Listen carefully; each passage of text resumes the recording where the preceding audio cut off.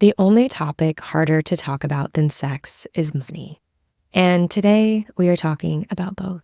Because the reality is that 1 in 4 couples fight or disagree about money every single week. And if you're single, the average date in 2024 is costing you $67. In this episode, we are about to break down how to broach and navigate the topic of money with a woman and build a really healthy financial relationship. Shannah Game joins us for this very topic. Shannah is a certified financial planner, a trauma of money expert. She also works with individuals and couples to improve their relationship with money. You guys, we are doubling down today. Let's get some. Shannah Game, welcome to the Naked Connection. I'm really excited to be able to sit down and have this conversation with you today. I am so excited to be here, Kirsten. I can't wait to have this conversation, actually. I hope all of the amazing men listening are as well. And I wanted to kick this off. I would love to understand what role you see money play in romantic relationships. When we talk about relationships, this is primary when I was a practicing certified financial planner. I spent most of my time dealing with couples and relationships. And really, I think at the core, I became more of a financial therapist role than a money expert. And that was really what launched my kind of deep investigation into really understanding the mindset around money, the behavioral side of money. And money is really 90% mental, maybe even more. 10% the actual how to. But the problem is most people look to the how to. So how do I buy a car? How do I save for retirement? How do I start a business? And then when things don't go as planned, they're like, well, this doesn't make sense because isn't money about math?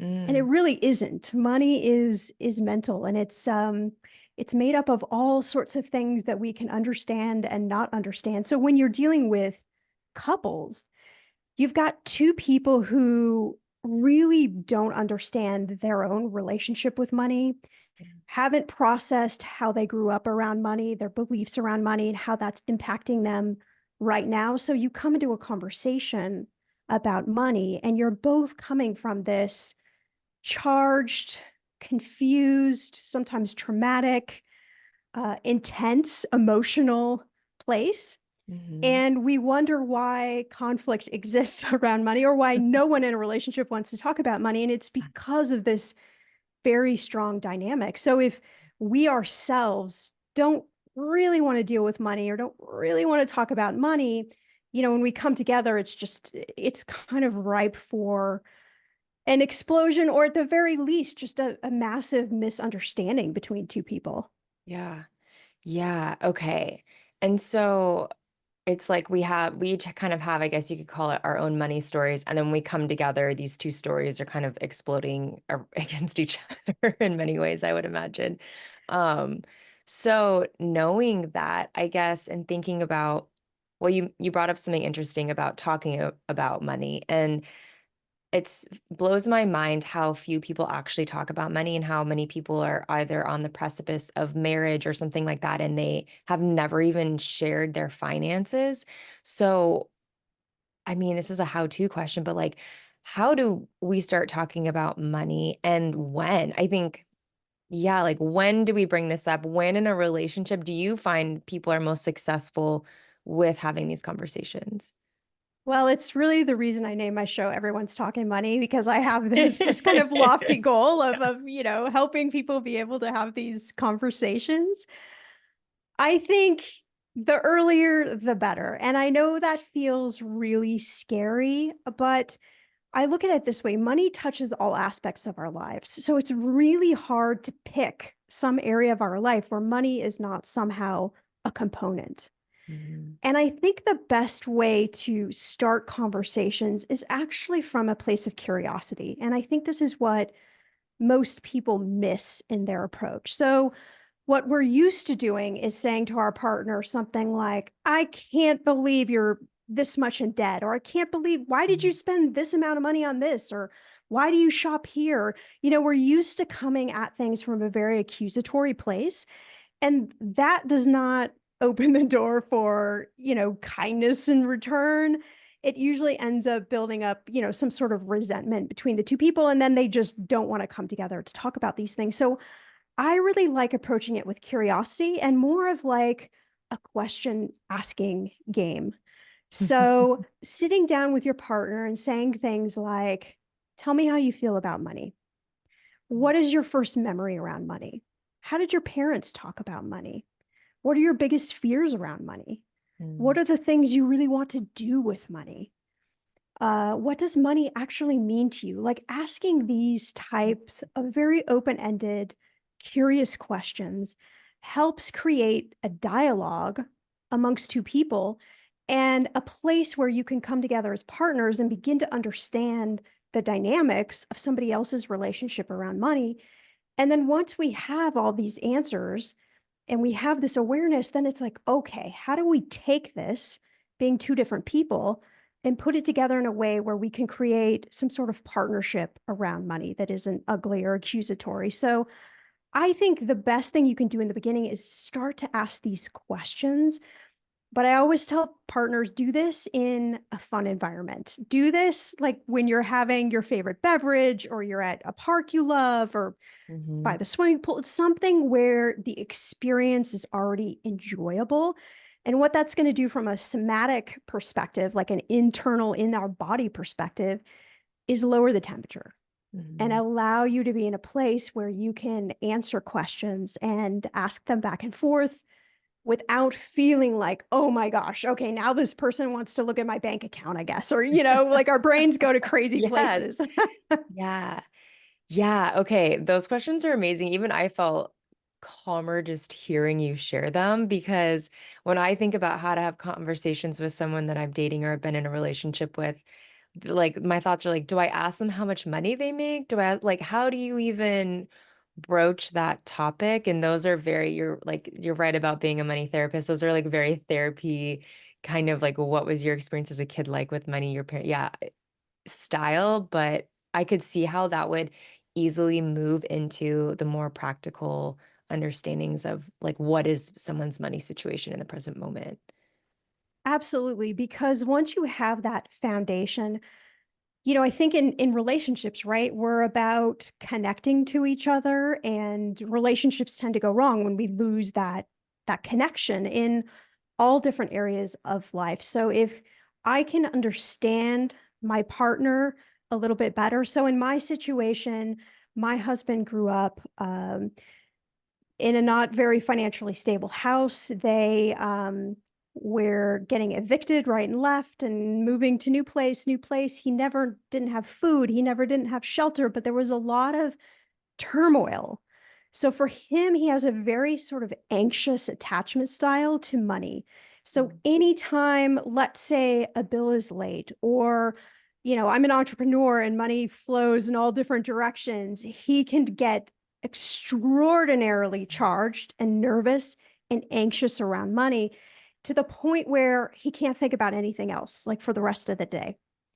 And I came from a very different, very stable financial family. And I am able to take risks. I am able to potentially do some things around money that other people might think like, "Ooh, I don't know." And we come, from a very different place. But understanding that about him and, this about me allows us to be able, when we're up against a money decision or we're talking about something, to be able to almost meet each other as best as we humanly possibly can in a place of compassion, in a place of understanding. And it doesn't mean that conflict is not going to come up, but when you can do that, then you can go into the questions about debt. You can go in the questions about spending money, what's important for you to spend money on, and start to have maybe some of those negotiations around your partner really likes to spend money on this thing. You think it's maybe a little ridiculous. How do you meet in the middle around those things? So yeah, these questions, they're really, I like to think of it like you're laying a foundation of a house, right? mm, And so then you have something strong to build these walls up from versus just a straight, you're doing everything wrong with money, which is usually the approach we come at.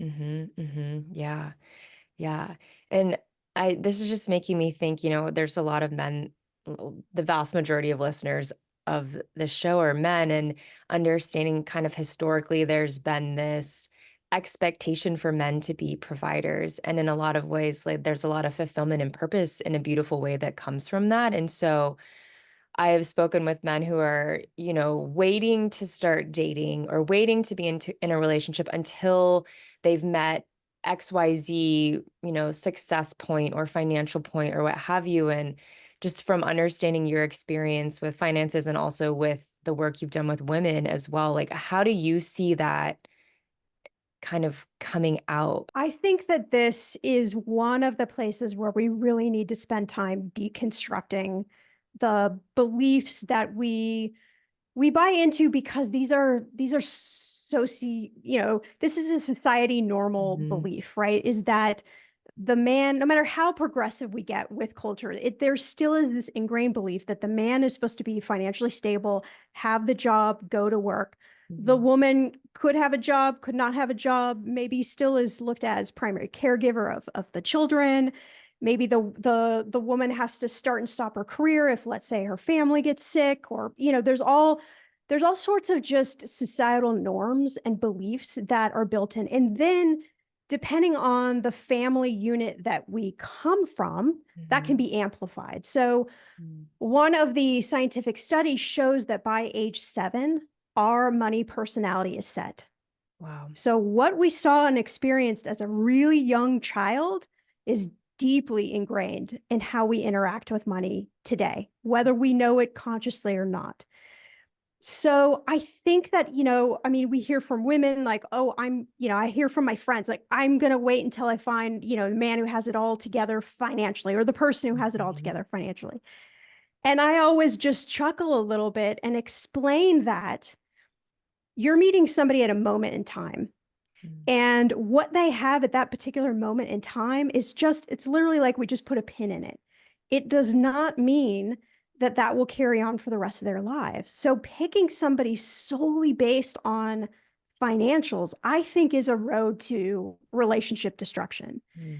because life is going to happen. I've worked with hundreds and hundreds of couples, and I can tell you that things happen, good, bad, everything in between. So if we're picking somebody because we think they're stable, my next question to you is, well, what happens when they're not? Or what Mhm. happens when something comes out of the blue? Or what happens when they get laid off from their job? Or what happens if they get sick, hurt, or injured and can't work? Right. So there's, I think, a deeper foundational, fundamental issue that we need to talk about in a relationship. And this is really about, what does partnership really mean? Mhm. Does it Mhm. mean the money, the stuff? Or does it mean the human, the person, those types of things? And I think that's a scary place to dig around a little bit for Mhm. people, because it means thinking about some things you maybe don't want to think about. Yeah. But I would encourage anybody listening to the show that's thinking, well, I have to wait to get in a relationship until I have everything together.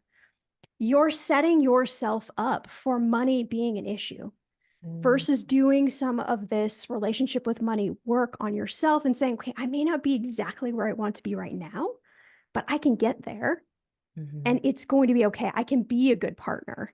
I think that's the healthier way to approach this. Yeah. Yeah, it's almost like looking at what are we making money mean for us? Like almost like in some ways having this success or this dollar amount is going to equal X, Y, and Z, which then makes us more confident, more interesting, more of a viable partner, whatever that might be. And how can we find that in different places perhaps as well? Yeah, it's really why, the surface level question I ask everybody is, how do you feel about money? And most people will give me a really quick answer, and then I'll say, okay, well, let's dig a little bit deeper. Let's dig down, like I always say, 7 whys. Mhm. If your answer is anxious or good, okay, great. Tell me why. Why do you feel that way? And then why do you feel that way? And then why do you feel that way? Right. And so my goal is always to get you a place where you feel like, oh, well, I feel this way about money because I think if I don't have money, I don't have worth. And if I don't have worth, then nobody will want to be in a relationship with me. Like when we can get down to whatever that is for you, like down to that place, that's actually the repairable place. That's the place we can then start building on top of. But it is scary. It's scary to admit this. And for men and for women, both of us, shame is really at the core of money and money decisions.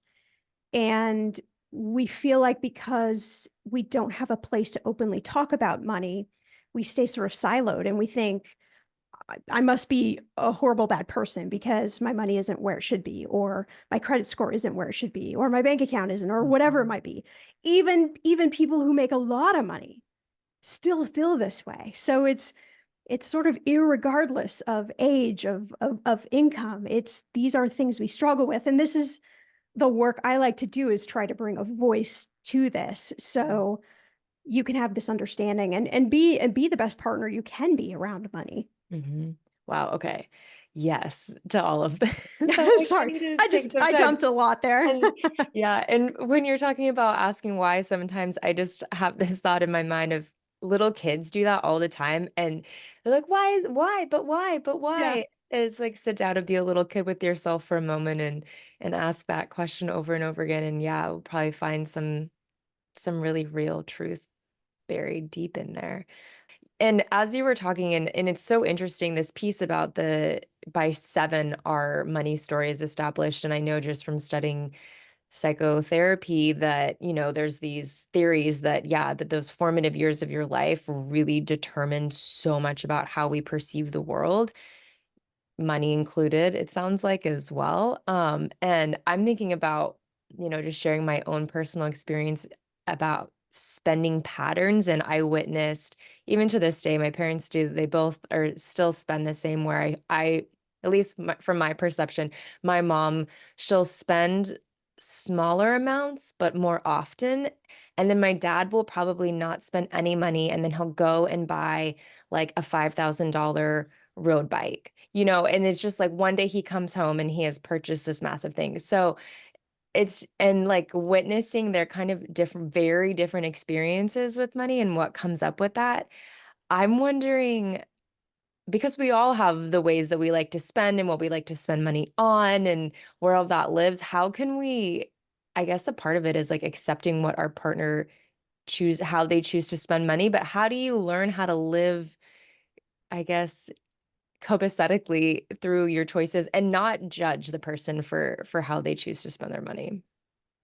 There's an exercise I like to go through with couples. I call it my green light, yellow light, red light. And it's a bit of a truth telling exercise. It involves sitting down with your bank accounts, whatever, you're using to have money flow out every single month to pay for your expenses, and to really look over everything and say, my green light things are things I really need to spend money on.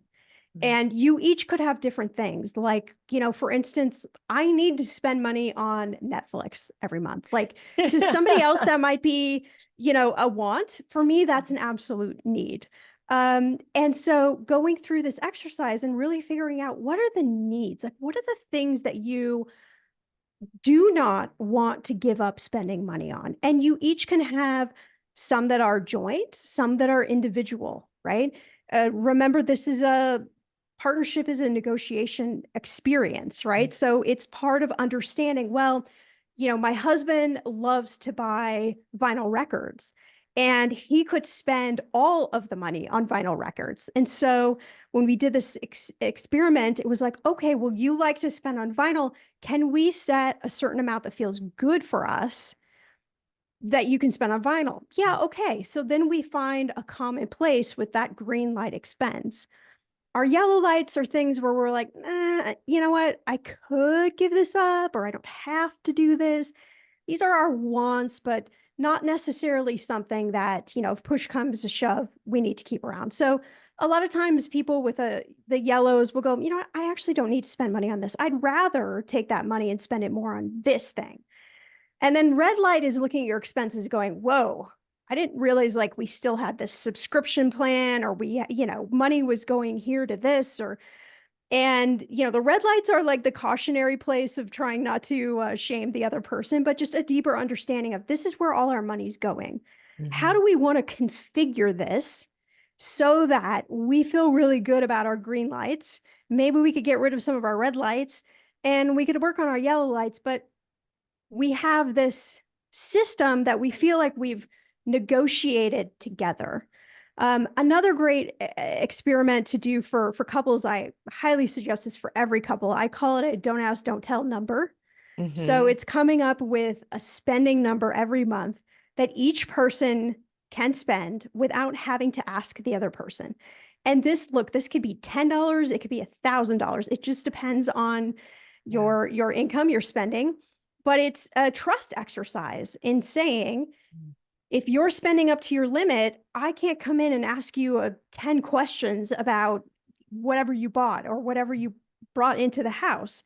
Same thing with me. And so, a lot of these experiments that I do with couples and exercises, it's about building that trust Hmm. and about allowing the other person to spend money on some of the things they really want to. You spend money on some of the things you really want to, and feel like you've got a partnership around money. Yeah.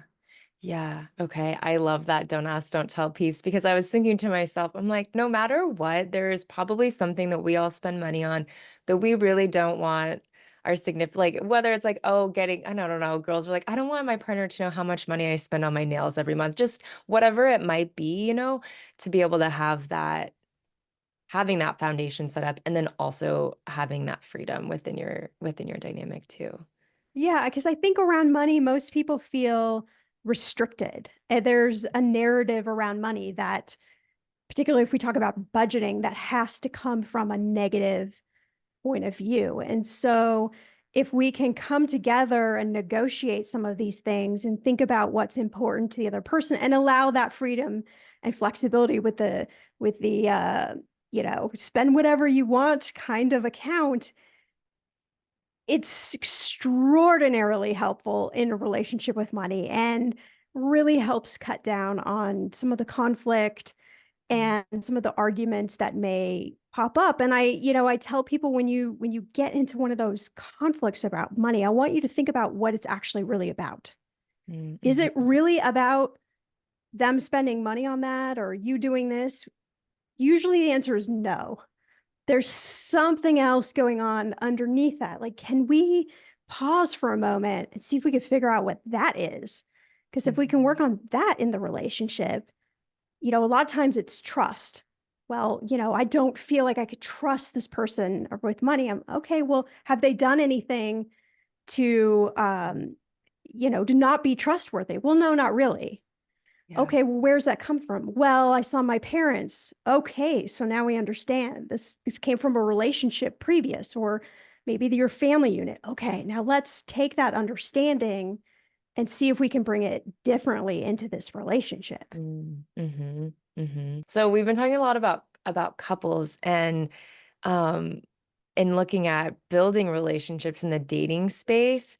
Um there's this topic, especially, I don't know, probably all of the time, but definitely now, of who should pay on a date, and looking at the dynamic over time of kind of going back to some of that societal expectations and norms. And I know I've had a lot of conversations with men that are dating, and they're just kind of like, it's expensive. If I'm looking for a partner, and I want to take women on dates and I want to do this, but then also at the same time, sometimes I feel like I'm meeting women that are just wanting to get a free dinner, and that's doesn't feel good for me.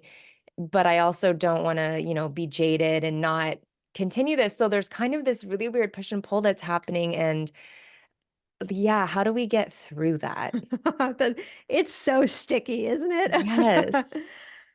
I think, again, this is not always the most comfortable place or position, but I think being able to have a conversation up front with Mhm. saying something like, I really want to make you feel special. And I really want to do something that is, a great date or enjoyable for both of us.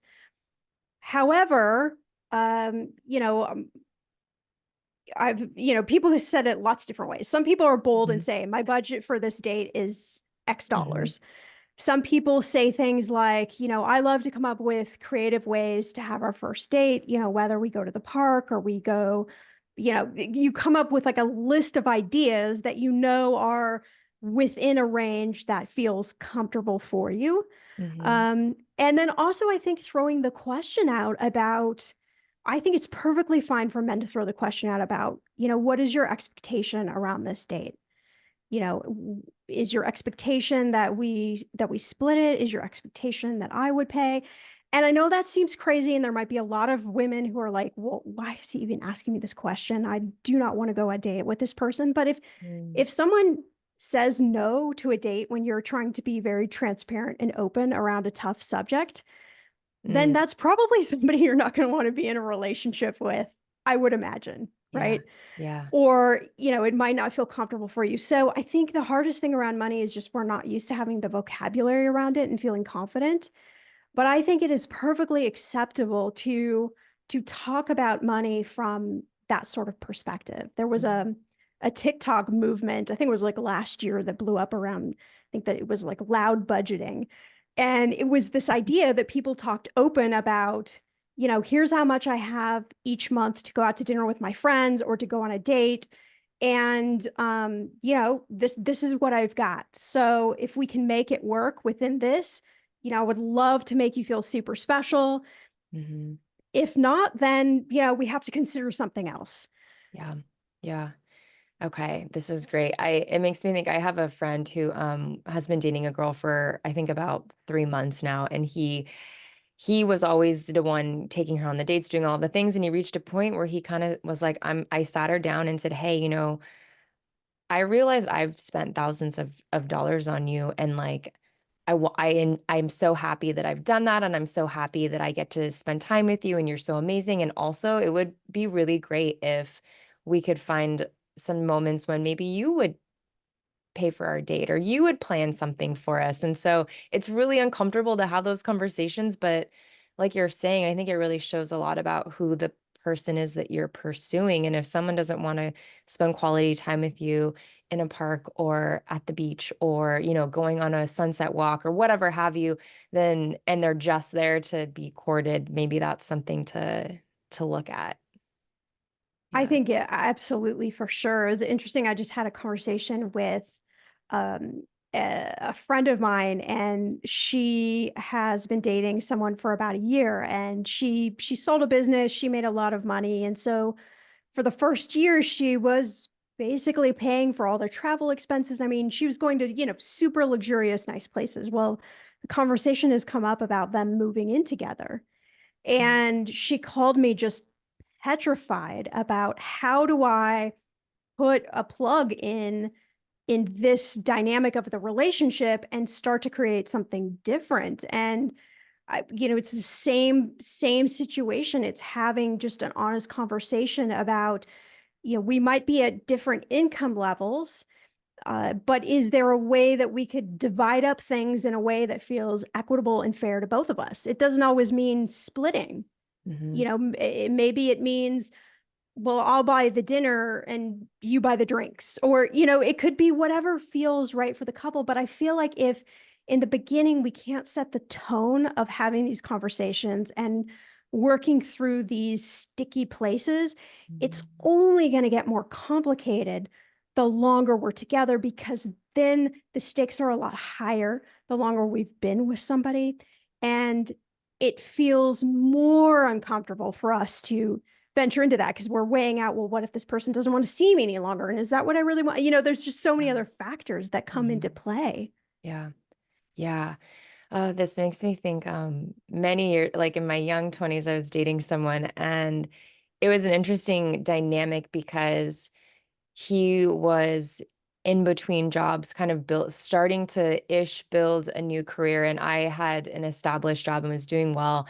And so I was happy to be more of like as it sounds like your friend, more of that supportive role. And it was interesting because over time, it started to feel more like that was his expectation of me and not so much like, "Oh, this is temporary." And it started to feel I unfortunately didn't have the capacity at that point in my life to have the conversations and even really be actually aware of what was unfolding until it was almost like I felt like it had gone too far because I really shifted our dynamic and how I saw him in a lot of ways. Of course, there are other things, but yeah, it just comes back to being able to have these conversations and face them. And it seems like so much of this, it is about money and it also is about something completely different. Like, Yes. yes, Well, and you'll find that money and sex really intertwine themselves. yes, So if we're in a relationship and we're having difficulty around money or nervousness around talking about money, that usually somehow bleeds over into the bedroom. And yes. then there are different dynamics going on there. So I've really found with couples, I'm definitely not a sex therapist, but I've found with couples that when we can work on creating a healthy dynamic around money, doesn't mean, again, we're not going to have conflict, but we have some tools in the toolkit of how we can deal with that conflict when it comes up, that Mhm, those couples tend to create really healthy sexual relationships mhm, because they have a deeper understanding. They've worked through some of these societal beliefs around money that are also, they really bleed into talking about sexual relationships too. And so I think that, all of these sort of big topics in a relationship in these areas of big conflict, they all feed into one another. So if we can help one of those areas, it usually tends to help a lot of the other areas. 1000%. And that in so many ways is largely what this show is hoping to do. And this group is the community is here for is because our sex life is so directly connected to the rest of our life and how we show up in one place is how we show up in other places. So by improving our money, we're gonna have better sex is what it sounds like you're saying. Isn't that like the best bumper sticker? I mean, Yeah. I feel like we need to like go out and plaster that message. Yes, yes, it's starting right here, right now, and it's so interesting, sex is such a taboo topic to talk about, money is such a taboo topic to talk about, and here we are talking about both of them together in one, and, yeah, I wanna thank you for coming on the show and being so open to talking about both of these things because not everyone wants to do that, and most people wanna avoid it, but we're moving towards everyone talking about money and everyone talking about sex. Is there anything I guess in understanding your expertise with relationships, with working with women that you think that is really important for men to have kind of that backstage understanding too that maybe they didn't have before that would be really helpful? Hopefully, listening to this episode, we've at least like cracked the door open a little bit and understanding how emotional money is. And, if we're standing on the male side and we're talking about all of those beliefs that men have around money and success and status and being, the breadwinners and all of those things, we can also look at the other side of women, being in this conflict about, well, am I a wife and a mom?